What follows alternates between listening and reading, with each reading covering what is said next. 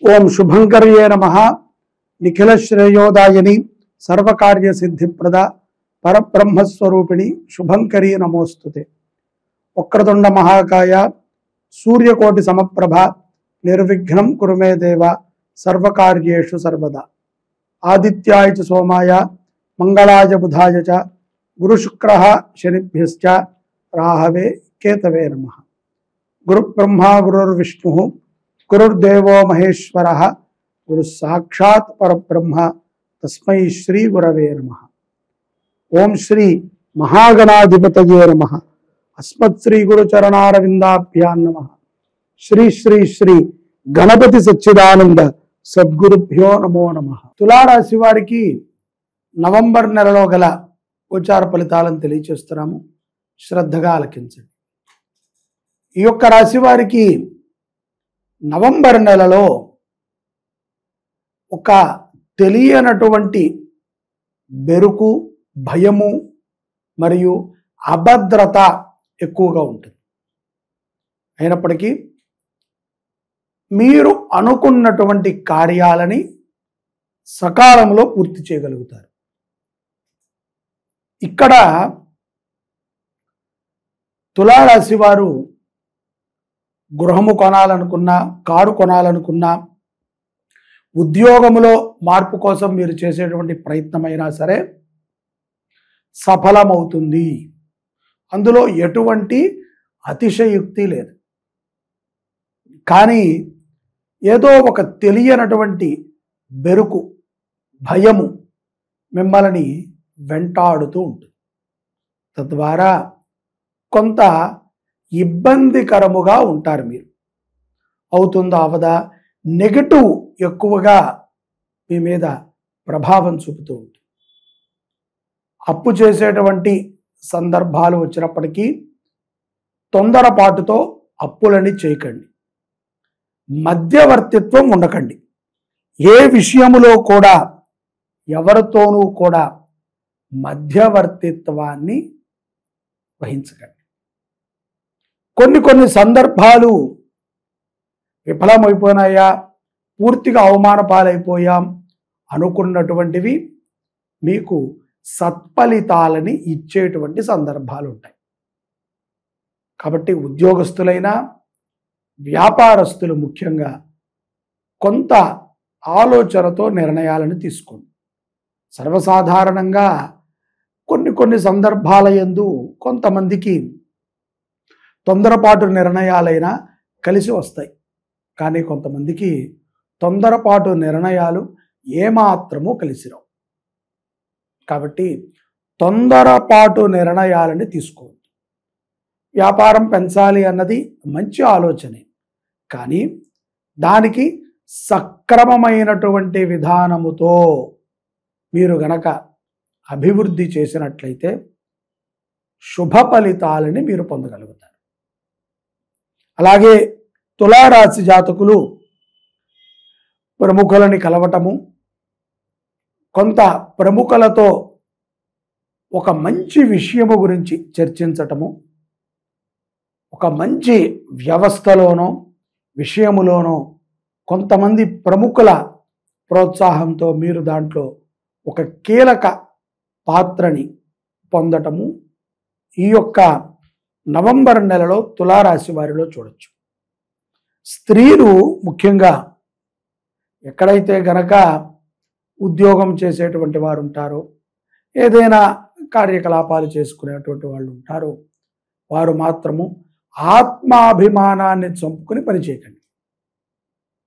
కొన్ని సందర్భాలు స్త్రీలు అందరికీ చెప్పలేరు. వారు మనసులోనే పెట్టుకొని కుమిలిపోతూ ఉంటారు. తండ్రికి చెప్పినా, భర్తకి చెప్పినా, సోదరులకి చెప్పినా ఇదేదో పెద్ద గొడవగా ఉంటుంది అనేటువంటి ఒక భావనతో కొంత చెప్పటానికి సుముఖత చూపించారు. అది ఏదో ఒక మాట అన్నా, లేకపోతే ఇంకొకటి అన్నా, ఎవరికైనా సరే తల్లి తల్లే, చెల్లి చెల్లే, అలాగే ఎవరికైనా సరే సమాజంలో స్త్రీల పట్ల గౌరవం అనేటువంటిది ఉండాలి. ప్రతి ఒక్క పురుషులు ఆ విషయాన్ని గుర్తుపెట్టుకోవాలి. పరాయి స్త్రీ అయితే ఒక రకము, మన స్త్రీ అయితే ఒక రకము అని మనం అనుకోకూడదు. అందరినీ కూడా సద్భావనతో మంచిగా మనం చూడగలగాలి. మనం అటువంటి వాటినే మన పిల్లలకి నేర్పాలి. ఇప్పుడు చేసేది ఏదైనా సరే తప్పు, ఎవరైనా సరే అది అతి త్వరలో మనము అనుభవించక తప్పదు. కాబట్టి అభద్రతా భావాన్ని కలిగి ఉండటం ఏమాత్రము స్త్రీలకు కూడా మంచిది కాదు. కాబట్టి ఆత్మగౌరవాన్ని పెంచుకునే విధంగానే ఉద్యోగం చేయటం అనేటువంటిది చాలా మంచి ఆలోచన. ఇక్కడ ద్వితీయార్థము నవంబర్ 15 తర్వాత అంటే కార్తీక అమావాస్యకి ఒక 2-3 రోజుల ముందు నుంచి కొంత విద్యార్థులకి గట్టుకాలముగా ఉంటుంది. మందబుద్ధితో ఉంటారు ఈ ద్వితీయార్థములో. ఈ యొక్క మందబుద్ధి ప్రభావము చేత కొంత అనవసరమైనటువంటి యావగేషన్స్, ఎవరైనా ప్రేమలో ఉన్నా అది కొంత వికటించటము, లేకపోతే ఏదో అనుమానాలు పెట్టుకోవటము, గొడవలు రావటము, ఇటువంటివన్నీ కూడా జరుగుతూ ఉంటాయి. కాబట్టి కంగారు పడక్కర్లేదు. మన స్వజాతకం ఎలా ఉందో కూడా మనం పరీక్షించుకోవాలి. ఇప్పుడు చాలామందికి కూడా ఏముందిలే ఏదో ఒక పరిహారం చేస్తే మనం గట్టెక్కేస్తామనుకుంటారు. కానీ అది సత్యము కాదు. కొన్ని సందర్భాలు, కొన్ని విషయాలని కాలముతో కూడా కూడి మనం చేయగలగాలి. అంతే తప్ప ఏదో ర్యాండమ్గా ఎవరికో కలిసి వచ్చింది మనకు కూడా కలిసి వస్తుంది అని మనం అనుకోకూడదు. తస్మాత్ జాగ్రత్తగా ఉండాలి. ద్వితీయార్థంలో ఆరోగ్య విషయములో కూడా కొంత జాగ్రత్త అనేటువంటిది అవసరం.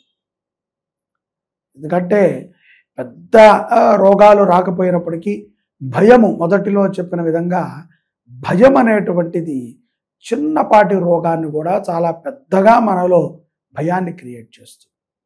కాబట్టి మనము చేసేటువంటి సత్కర్మలే మనల్ని రక్షిస్తాయి. అంతే తప్ప మనకి ఏదో రక్షణ కలగదు. మన యొక్క భావన, మన యొక్క ఆలోచన సద్విధానముగా ఉన్నప్పుడు మనకంతా కూడా సన్మార్గంలో సాగిపోతుంది. ఇక్కడ తులారాశి జాతకులు నవంబర్ మాసంలో కొన్ని ఆందోళనల నుంచి బయటపడుటకై, అలాగే లక్ష్మీ కటాక్షము కోసము, అనుకున్నవన్నిటినీ కూడా సాధించడానికి, అప్రశాంతత తొలగిపోవటానికి, ప్రశాంతముగా జీవించటానికి ఈ యొక్క నవంబర్ నెలలో సుబ్రహ్మణ్యేశ్వరుణ్ణి తులారాశి వారు ఆరాధన చేయటం చాలా మంచిది. ఇక్కడ రాహు కేతువులు కూడా కొంత వక్రభావం ఉండటం చేత అప్పులు చేయాల్సిన అవసరము, తరచూ ధనము కోసము ఏదో ఒక ఇక్కట్లు పడుతున్నటువంటి వారు ఉంటారు కదా. ఏదో ఒక వచ్చే జీతము కొంత ఖర్చు పెట్టాల్సింది చాలా. మన మీద ఎంతోమంది ఆధారపడి జీవనం గడుపుతూ ఉంటారు. సో అందుకని వాళ్ళందరినీ కూడా తులారాశి వారే చూడాలి అని అనుకున్నాం. అటువంటి వారు తప్పనిసరిగా ఈ యొక్క కాళహస్తిలో జరిగేటువంటి శ్రీ శివపంచాయతన మహారుద్రయాగంలో పాల్గొనండి. ఇక్కడ నవంబర్ 16వ తారీఖు నుంచి 20వ తారీఖు వరకు ఈ యొక్క యాగం జరుగుతుంది. కాబట్టి ప్రతి ఒక్కరూ తులారాశి జాతకులు ఆసక్తి ఉన్నటువంటి వారు కింద కనిపించేటువంటి నెంబర్కి ఫోన్ చేసి యాగములో తమ గోత్రనామాలను నమోదు చేసుకోండి. ఏదో మనం ఊరికనే చెప్పేస్తున్నాం, మనం చెప్తే వాళ్ళు చేస్తారా అని మాత్రం అనుకోకండి. తప్పనిసరిగా శుభంకరి సేవా సమితి మీ గోత్రనామాలతో చేస్తుంది.